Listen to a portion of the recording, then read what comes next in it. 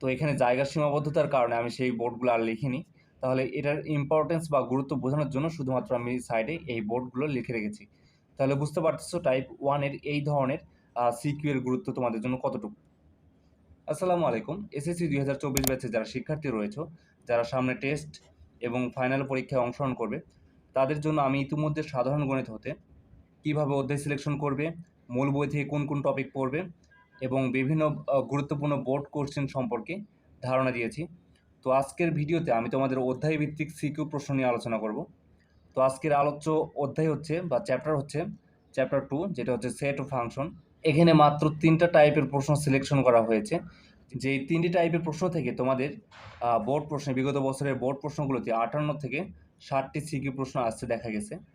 তাহলে বুঝতে পারতেছো এই 3টি টাইপের সিকিউ প্রশ্ন পড়লে তোমরা দ্বিতীয় অধ্যায় থেকে যদি প্রশ্ন হয় তাহলে তোমরা ইনশাআল্লাহ 100% এখান থেকে কমন পাবে।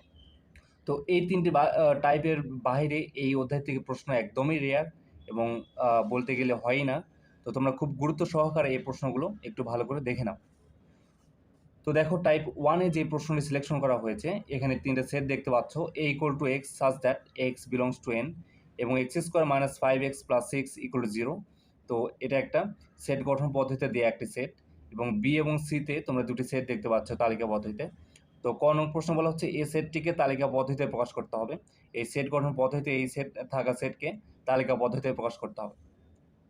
খ নং প্রশ্ন বলা হচ্ছে power of B union C নির্ণয় করে দেখাতে হবে যে power of B union C এর উপাদান সংখ্যা 2n কে সমর্থন করে।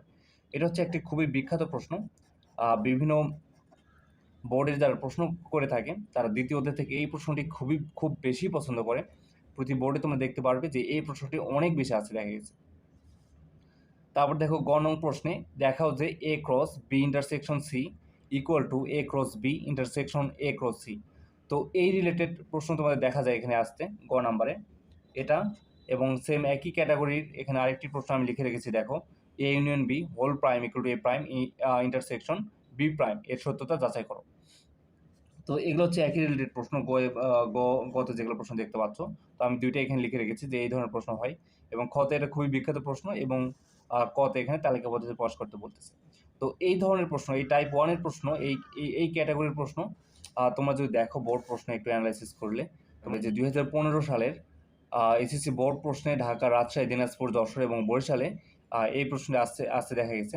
এছাড়া 2016-তে আসছে রাজশাহী বোর্ডে, যশোরে আসছে 2020-এ, ময়মনসিংহ বোর্ডে আসছে 2020-এ, ঢাকা বোর্ডে আসছে 2017 সালে, যশোর বোর্ডে আসছে 2017 সালে, সিলেট বোর্ডে আসছে 2016 সালে এবং চট্টগ্রাম বোর্ডে আসছে 2016 সালে। এছাড়াও আরও অনেক বোর্ড এখানে এসেছে। আমি তো এখানে জায়গার সীমাবদ্ধতার কারণে আমি সেই বোর্ডগুলো আর লিখিনি। তাহলে এটার ইম্পর্টেন্স বা গুরুত্ব বোঝানোর জন্য শুধুমাত্র আমি সাইডে এই বোর্ডগুলো লিখে রেখেছি। তাহলে বুঝতে পারতেছো টাইপ 1 এর এই ধরনের সিকিউ এর গুরুত্ব তোমাদের জন্য কতটুকু। দ্বিতীয় অধ্যায় থেকে টাইপ 2-তে যেই প্রশ্নটি সিলেকশন করা হয়েছে, যেখানে দেখতে পাচ্ছ a equal to x belongs to n such that x less than 9 এবং x হচ্ছে বিজোড় সংখ্যা, b equal to 4 5 6 এবং আরেকটি সেট দেওয়া রয়েছে যেটা হচ্ছে ক্রমজোড় আকারে x, y such that x belongs to a, y belongs to b এবং y equal to x plus 1। তো এখানে ক নং প্রশ্ন বলা হচ্ছে a ইউনিয়ন b নির্ণয় করো। খ নং প্রশ্ন বলা হচ্ছে তোমরা যে এখানে আর সেটটি দেখলে এই আর অন্যটিকে প্রথমে তালিকা পদ্ধতিতে প্রকাশ করতে হবে। তো এটাকে প্রথমে তালিকা পদ্ধতিতে প্রকাশ করার পর এটার ডোমেইন এবং রেঞ্জ নির্ণয় করতে হবে। তো এই প্রশ্নটিও খুব গুরুত্বপূর্ণ প্রশ্ন এবং খুব বিখ্যাত একটি প্রশ্ন। অনেক বোর্ডে এই প্রশ্ন আসে। তারপর দেখো গ নং প্রশ্ন বলা হচ্ছে এ বাদ বি ইউনিয়ন বি বাদ A equal to A union B বাদ এ ইন্টারসেকশন বি। এটা প্রমাণ করতে হবে। তো এই রিলেটেড প্রশ্ন ওখানে আমি লিখে রেখেছি। এখানেও এই ধরনের আমি সেট সংক্রান্ত আরও 2টি প্রশ্ন এখানে লিখে রেখেছি। তো দেখো এই প্রশ্ন এবং তারপরে আরেকটি প্রশ্ন লিখে রেখেছি যে প্রাইম সংক্রান্ত। এখানে দেখো A intersection B whole prime equal to A prime union B prime.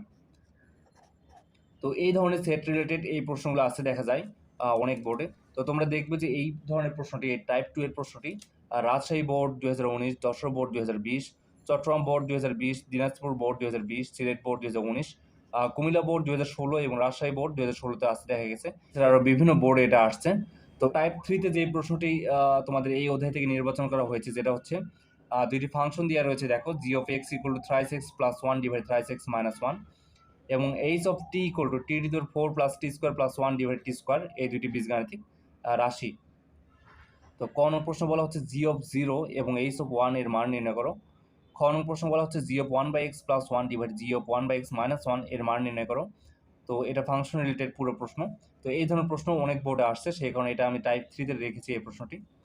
তারপর গ নম্বর প্রশ্ন দেখো, প্রমাণ করো যে H of T square equal to H of 1/t², এটা প্রমাণ করতে হবে।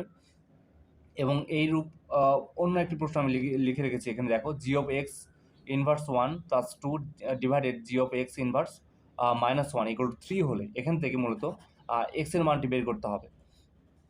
তো ফাংশন রিলেটেড এই সংক্রান্ত বা এই টাইপের প্রশ্নটি সাধারণত বিভিন্ন বোর্ডে আসছে। তোমরা একটু ভালো করে দেখলে, বোর্ড প্রশ্ন একটু ঘাটাঘাটি করলে তোমরা দেখবে যে এই ধরনের প্রশ্ন Dinajpur board 2017, Dinajpur board 2019, Dhaka board 2019, Rajshahi board 2019, Comilla board 2019, Sylhet board 2020, Dinajpur board 2020, Chittagong board 2017, Jessore board 2016 এবং আরও অনেক বোর্ডে এই প্রশ্নটি আসছে।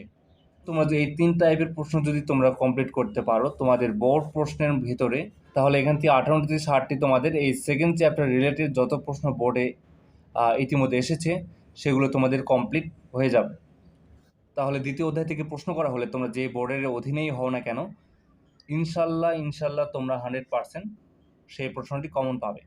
কারণ ধরতে গেলে এই 3 টাইপের প্রশ্নটি তোমাদের বিভিন্ন বিগত বছরের বোর্ড প্রশ্নের দ্বিতীয় অধ্যায় থেকে যে বোর্ড প্রশ্নগুলো করা হয়েছে তার 80%কে কভার করতেছে। তাহলে অবশ্যই বুঝতে পারতেছো এই 3 টাইপের প্রশ্নের গুরুত্ব। তো একইভাবে এর পরবর্তী ভিডিওতে আমি তোমাদের চ্যাপ্টার 3 যেটা বীজগাণিতিক রাশি, সেই অধ্যায় নিয়ে গুরুত্বপূর্ণ সিকিউ এর বিভিন্ন টাইপ নিয়ে আলোচনা করব। তো আশা করি সেই ভিডিও থেকেও তোমরা অনেক উপকৃত হবে। তো আজকে এ পর্যন্তই, সবাইকে আসসালামু আলাইকুম।